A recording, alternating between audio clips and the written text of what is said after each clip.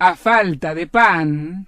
Así que para esto vamos a estar hablando con Aritz Recalde, que es licenciado en Sociología de la Facultad de Humanidades de La Plata. Es profesor, también, o fue profesor, creo, en la Universidad de las Madres. Sí es director de posgrado de la Universidad de Lanús también. Aritz, ¿estás ahí? Estoy acá. ¿Cómo va, Aritz? ¿Todo bien? Bien, bien. Bueno, Aritz, la primera pregunta que te hago es, ¿esta elección cambia algo o ratifica un camino? ¿Y cuál sería el impacto para la región en ese sentido?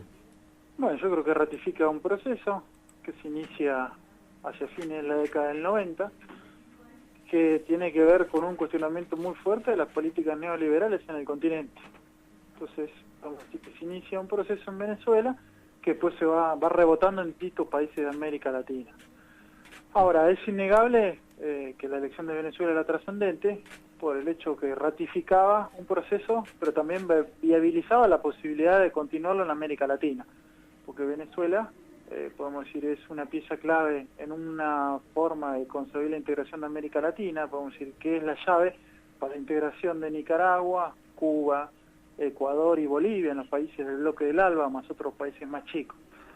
Y es, para el otro bloque de integración que es el Mercosur, podemos decir una de las piezas fundamentales para la sustentabilidad energética del continente.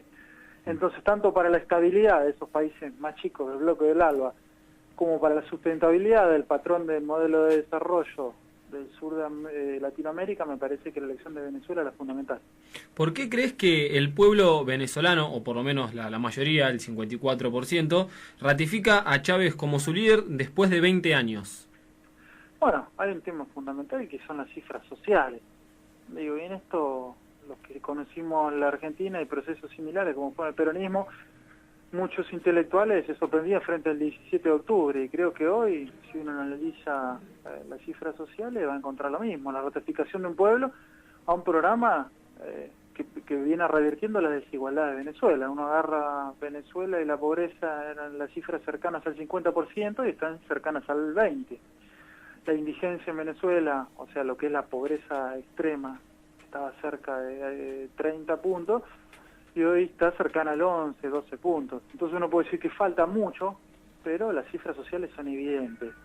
Pobreza, indigencia y principalmente lo que ha hecho el proceso venezolano es una cruzada por la elevación cultural de ese pueblo.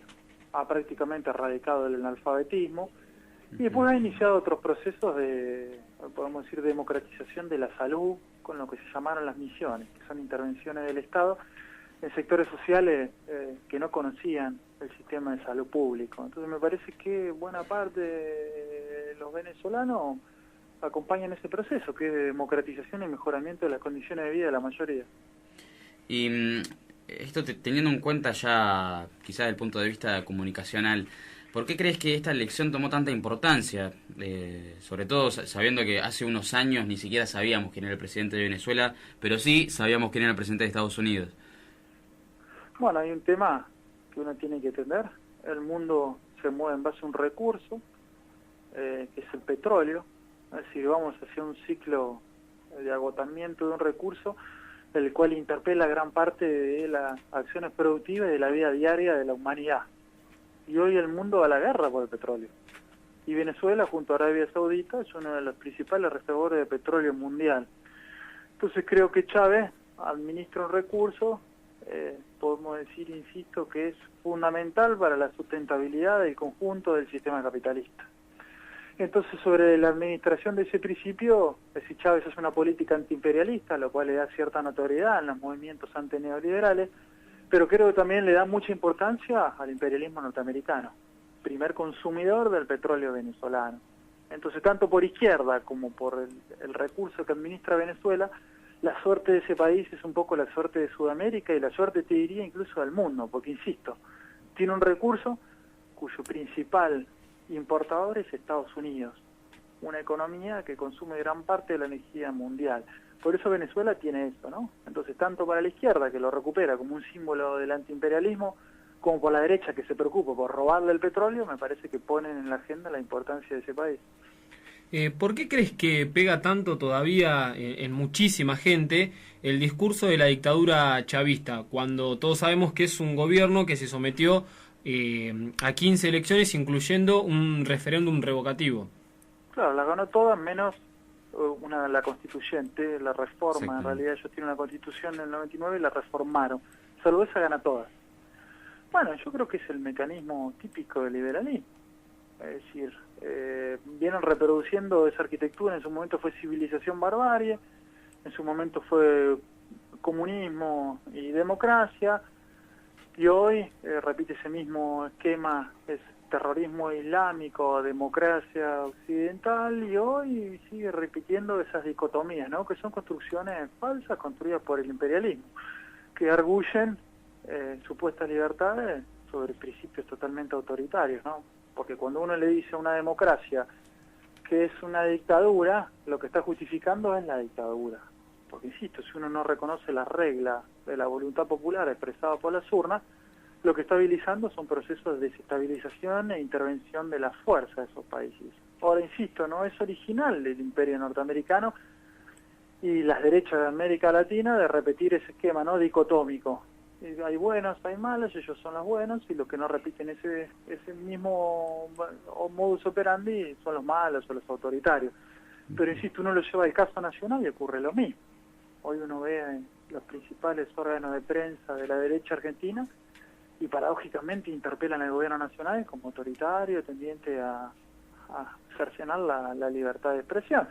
Y lo mismo dijeron en su momento el gobierno de Perón, y digo, es hasta gracioso, porque uno ve el poder mediático de las derechas en América Latina, y tanto Chávez como el gobierno hoy nacional de Cristina o el peronismo histórico realmente tienen poquitas voces al lado de esa realmente estructura monopólica, oligopólica de la comunicación y el poder mediático. Aritz, te pregunto si se puede comparar de alguna manera o relacionar el proceso encabezado por Chávez con el encabezado por Allende en Chile, teniendo en cuenta la idea de llegar a la revolución o al socialismo por vías democráticas y constitucionales. Tal cual. Yo creo que posiblemente Chávez, el que ríe último ríe mejor, es el dicho, conozca la experiencia de Salvador Allende, a partir de lo cual tome ciertos recaudos, ¿no? Principalmente hacia dentro de la cúpula militar que le intentan hacer un golpe en el 2002. Pero más allá de este manejo que hace Chávez dentro de las Fuerzas Armadas para impedir el pinochetismo, digo, el objetivo es el mismo. Es un país pobre del tercer mundo, que administra un recurso, en su momento en Chile era el cobre, hoy es el petróleo, y que plantean una recuperación nacional del recurso, aunque en este caso el petróleo era estatal, es decir, Salvador Allende lo nacionaliza, y el segundo paso de la nacionalización es la socialización, como el recurso vuelve en política económica, en política social para elevar el nivel de vida de la gente. Y frente a eso, Salvador Allende y hoy Chávez encuentran la misma posición, que son las oligarquías internas y los imperialismos externos.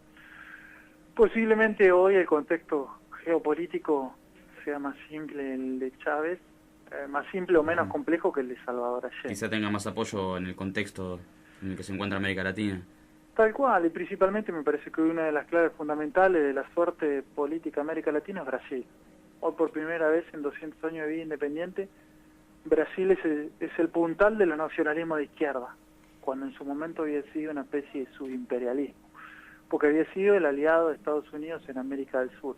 Y entonces hoy, frente a Brasil y Argentina, no es fácil para el imperialismo norteamericano. Por eso vimos que los intentos de desestabilizar algunos países, como fue el armado de la guerra entre Ecuador y Colombia, o incluso los intentos de voltear a Evo Morales, intentos secesionistas de un sector rico de ese país, fueron neutralizados por la UNASUR. Pero digo, el poder de persuasión militar principalmente es Brasil.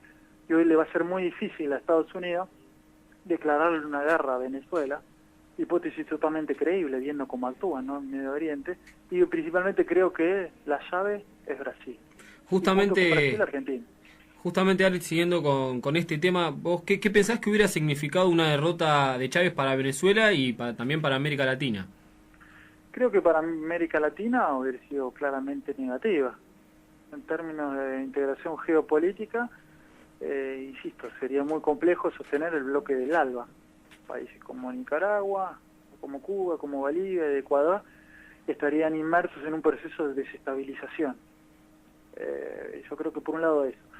Ahora, para las luchas populares en general de América Latina, Chávez es un símbolo, podemos decir es el nacionalismo de izquierda, que es parte de la construcción y el sostenimiento de muchas de las organizaciones libres del pueblo en el continente. Entonces digo, más allá del bloque del ALBA, me parece que para todas las luchas sociales antineoliberales hubiera sido negativo. Y para la suerte del Mercosur, me parece que la pieza de la energía que puede dar Venezuela le va a dar sustentabilidad a la estructura industrial del Brasil y de Argentina, y sobre esa solidez económica se va a organizar la solidez política y la justicia social para el continente. Entonces miremos por donde miremos, yo creo que la derrota de Venezuela hubiera sido realmente compleja y complicada para todos nosotros. Bueno, Aritz, te agradecemos y te despedimos. Ha sido un buen diálogo y esclarecedor también. Bueno, les mando un abrazo grande. Muchas gracias, Aritz. A falta de pan.